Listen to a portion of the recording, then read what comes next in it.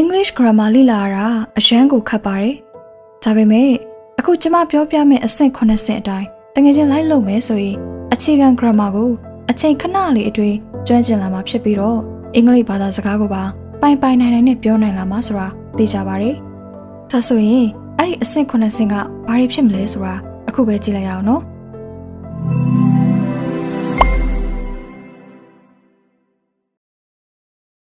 Step 1 English grammar ရဲ့ဓာတ်တိုင်၈ခုကိုစပြီးတော့လေ့လာပါဒီဓာတ်တိုင်၈ခုက nouns, verb, adjective, adverb, pronouns, preposition, conjunctions and interjection စတာတွေပါကျမတို့အနေနဲ့ဝါကြထဲမှာသူတို့ကိုဘယ်လိုအသုံးပြုရလဲဆိုတာတွေသူတို့ရဲ့အဓိပ္ပာယ်ကဘာလဲဆိုတာတွေကိုလေ့လာရပါမယ်ဒီ၈မျိုးကိုကျမတို့သိချနားလည်ပြီဆိုရင်ခက်ခဲပြီးတော့ရှုပ်ထွေးတဲ့စာကြောင်းတွေကိုတဖြည်းဖြည်းနားလည်လာမှသိကြပါတယ်။ Noun နာမ်ကတော့အမည်နာမတွေကိုကိုးစားပြုပြီးတော့ဖော်ပြပါတယ်။ဥပမာ dog, book, happiness နောက်ထပ် pronouns နာမ်စားကတော့ noun ကိုအစားထိုးသုံးနိုင်တဲ့စကားလုံးတွေပါ။ဥပမာ he, she, it, they စတာတွေပါ။ verbs ခရိယာတွေကတော့လှုပ်ရှားမှုတွေဖြစ်ပျက်နေတဲ့အရာတွေကိုဖော်ပြပါတယ်။ဥပမာ ran, eat, is စတာတွေပါနောက်ထပ်တစ်ခု adjective နာမဝိသေသနာတွေကတော့ noun နာမ်နဲ့ pronoun နာမ်စားတွေရဲ့ဂုဏ်သတ္တိတွေကိုဖော်ပြပါတယ်ဥပမာ happy, tall, big adverb ကရိယာဝိသေသနာက verb, adjective နဲ့တခြားသော adverb တွေကိုအထူးပြုတဲ့စကားလုံးတွေပါဥပမာ quickly, very, loudly စတာတွေပါနောက်ထပ်တစ်ခုက preposition ဝိပတ်တီကတခြားစကားလုံးတွေကြားထဲကဆက်နွယ်မှုကိုပြတဲ့စကားလုံးတွေဖြစ်ပါတယ်ဥပမာ in, on, at conjunction လို့ခေါ်တဲ့ပန်ပန်တာကတော့စကားလုံးတွေစကားစုတွေဝါကြတွေကိုချိတ်ဆက်ပေးတဲ့စကားလုံးတွေပါဥပမာ an, but, or ဖြစ်ကြပါတယ် interjection အာမေတဲ့စကားလုံးတွေကတော့ရုတ်တရက်စိတ်ခံစားမှုကြောင့်ထွက်ပေါ်လာတဲ့စကားလုံးတွေပါဥပမာ ow, whoa, oh no Step 2ဝါကြတိဆောက်ပုံတွေကိုလေ့လာပါနောက်တစ်ပိုင်းကတော့ကျမတို့အနေနဲ့ဝါကြတိဆောက်ပုံတွေကိုအတိအကနားလည်အောင်လေ့လာမှာပါ Subject, predicate, direct and indirect object, phrase and clause ဒါတွေဘလို့အလုပ်လုပ်လဲဆိုတာသိလာမှသာကျမတို့တွေအနေနဲ့ grammar မှန်တဲ့ဝါကြတွေကိုတိဆောက်လာနိုင်မှာဖြစ်ပါတယ် Subject ဆိုတာကတော့ဝါကြတစ်ကြောင်းမှာရှိတဲ့လှုပ်ရှားမှုတွေကိုပြုလုပ်လို့ရတဲ့ nouns and pronouns တွေကိုခေါ်တာဖြစ်ပါတယ် Verb ကတော့ဝါကြတစ်ကြောင်းအတွင်းမှာရှိတဲ့လှုပ်ရှားမှုတွေဖြစ်ရပ်တွေအခြေအနေတွေကိုဖော်ပြပါတယ် Object ဆိုတာကကြတော့ဝါကြတစ်ကြောင်းမှာရှိတဲ့လှုပ်ရှားမှုတွေဖြစ်ရပ်တွေအခြေအနေတွေရဲ့အကျိုးသက်ရောက်မှုတွေကိုခံရသူကိုဆိုလိုပါတယ်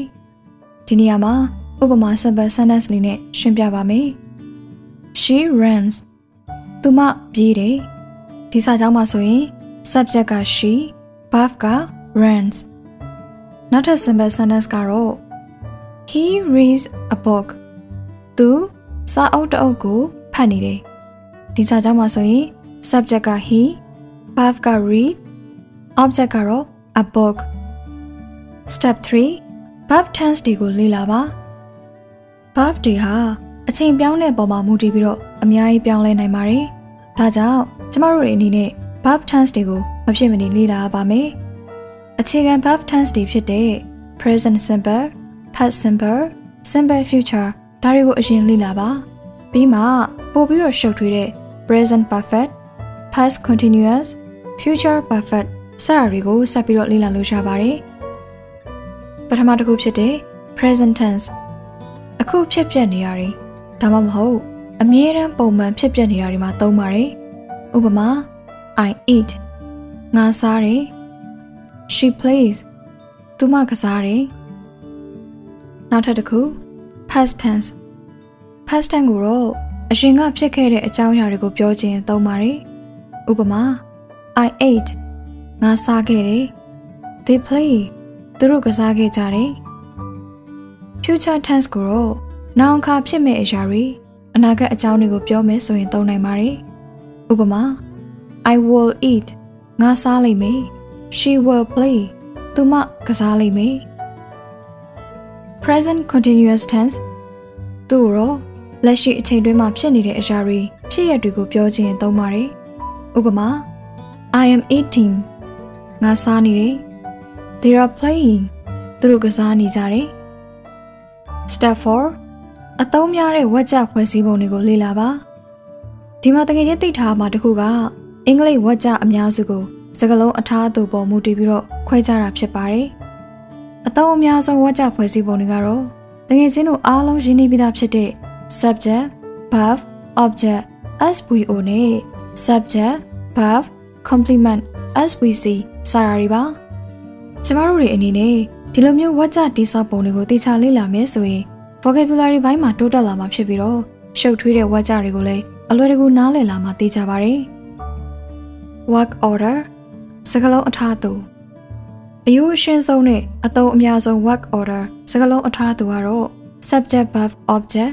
SVO ဖြစ်ပါတယ်။ဥပမာအနေနဲ့ပြောရရင် I eat an apple ဒီစာကြောင်းမှာဆိုရင် I က subject eat က verb an apple က objectမြန်မာလိုပြောရရင်ငါပန်းသီးတစ်လုံးစားတယ်ငါ subject ပန်းသီးတစ်လုံးက object စားတယ်ဆိုတာက verb ပဲဖြစ်ပါတယ် Step 5 beginner တွေလုပ်လေ့လုပ်ထရှိတဲ့အမှားတွေကိုလေ့လာပြီးတော့ပြင်ဆင်ပါကျမတို့တွေအနေနဲ့အခြေခံ grammar အမှားတွေကိုသတိထားပြီးတော့မှန်အောင်ပြင်ဖို့လိုပါတယ် beginner တော်တော်များများမှားလေ့ရှိတဲ့ and လို့ခေါ်တဲ့ article တွေကိုမှန်မှန်ကန်ကန်မသုံးတတ်တာတွေpronouns တွေကိုမှားပြီးတော့သုံးတာမျိုးတွေနဲ့ subject verb agreement အကြောင်းတွေစတာတွေကိုကျမတို့ကလေ့လာပါမယ်။နောက်ထပ်တစ်ခုကတကယ်ချင်းအနေနဲ့ internet ပေါ်က website တွေ grammar စာအုပ်တွေ grammar ဆက်လို့ရတဲ့ application တွေကိုသုံးပြီးတော့ကိုယ့်ရဲ့ grammar skill တိုးတက်လာအောင်ကြိုးစားလို့ရပါတယ်။ subject verb agreement အကြောင်းနဲ့ beginner တွေလုပ်လို့ရှိတဲ့အမှားတွေကိုဒီဗီဒီယိုမှာလေ့လာလို့ရပါတယ်။ and လို့ခေါ်တဲ့ article တွေအသုံးပြုပုံကိုလည်းဗီဒီယိုတစ်ပုဒ်နဲ့တီးသန့်ရှင်းပြပါအောင်မယ်ရှင်။ Step 6ပုံမှန်လေး practice လုပ်ပေးပါပုံမှန် practice လုပ်တာကလေ့လာမှုတိုင်းရဲ့တော့ချက်လို့ပြောလို့ရပါတယ်။ဒါကြောင့်တကယ်ချင်းအနေနဲ့ grammar ကျွမ်းကျင်ခြင်းနဲ့ဆိုရင်တရက်ချင်းစီအလိုက်ကိုလေ့လာရမယ့်အရာတွေကိုဖြည်းဖြည်းချင်းလေ့လာသွားပါ။တကယ်လို့ကိုကတယောက်တည်းလေ့လာတာပြင်းနေဆိုရင်ကိုလိုမျိုးအင်္ဂလိပ်စာလေ့လာနေတဲ့သူနဲ့အတူတွဲပြီးတော့လေ့လာပါ။နောက်ဆုံး Step 7အကြံပေးလမ်းညွှန်တာတွေရယူဖို့မရှက်ပါနဲ့ကျမတို့တွေအနေနဲ့တခါတလေမှာဆရာဆရာမဒါမှမဟုတ်ကိုနဲ့စာလေ့လာဖို့တကယ်ချင်းနေစီကနေအကြံပေးတာမျိုးတွေလမ်းညွှန်ပေးတာမျိုးတွေရယူဖို့လိုပါတယ်သူတို့တွေကကိုယ့်ရဲ့ grammar အမှားတွေစကားလုံးမှားပြီးသုံးတာမျိုးတွေကိုကိုထပ်ပို့ပြီးတော့သိတဲ့အတွက်ဒီလိုအကြံဉာဏ်ယူတာကကျမတို့အတွက်အများကြီးအကူအညီဖြစ်စေပါတယ် grammar မှာဆရာတဆူဖြစ်ဖို့ဆိုတာအချိန်နဲ့လေ့ကျင့်မှုများများလိုအပ်တယ်ဆိုတာမမေ့ပါနဲ့စိတ်ရှိပါအချိန်တစ်ခုပေးပြီးတော့တေချာအာယုံစိုက်လေ့လာပါကိုလေ့လာထားတဲ့အရာတွေကိုအသုံးချပြီးတော့ဝါကျတွေတိစောက်ကြည့်ပါအခြေခံအသုံးပြုပုံတွေကိုတေချာနားလည်ပြီးဆိုတာနဲ့အမျှရှုပ်ထွေးလွန်းတဲ့ဝါကျတွေရဲ့ဖွဲ့စည်းပုံတွေကိုပါနားလည်လာမှသိကြပါတယ်ကဲဒါဆိုရင်ဒီဗီဒီယိုကတော့ဒီလောက်ပါပဲ See you all again in the next video. Bye bye everyone.